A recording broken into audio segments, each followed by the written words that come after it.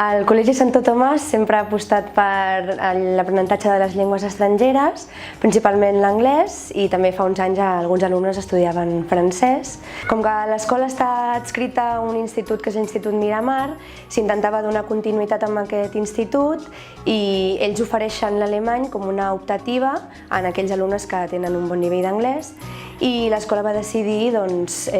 proposar l'aprenentatge de l'alemany per donar continuïtat amb l'institut.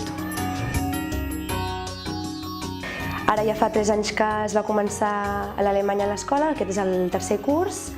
i es fa a cicle superior, en els cursos de 5è i 6è. Normalment nosaltres utilitzem una hora de les 5 complementàries que hi ha, per tant és una hora setmanal,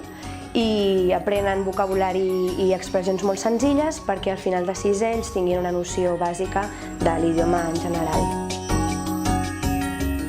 El fet d'utilitzar una de les hores complementàries el que fa és que l'alemany no sigui una assignatura avaluable,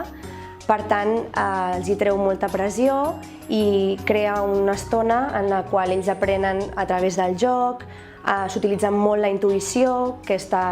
existeix gràcies als coneixements previs que ja tenen d'anglès, i és molt més senzill aquest aprenentatge de la llengua jugant.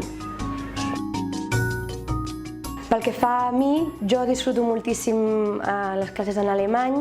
m'agrada molt el clima que es crea, ells estan molt desenfadats, estan engrescats, connecto de manera diferent, no hi ha pressió perquè no hi ha avaluació, no hi ha examen, i ells estan més motivats, participen molt i és una estona relaxada i tranquil·la.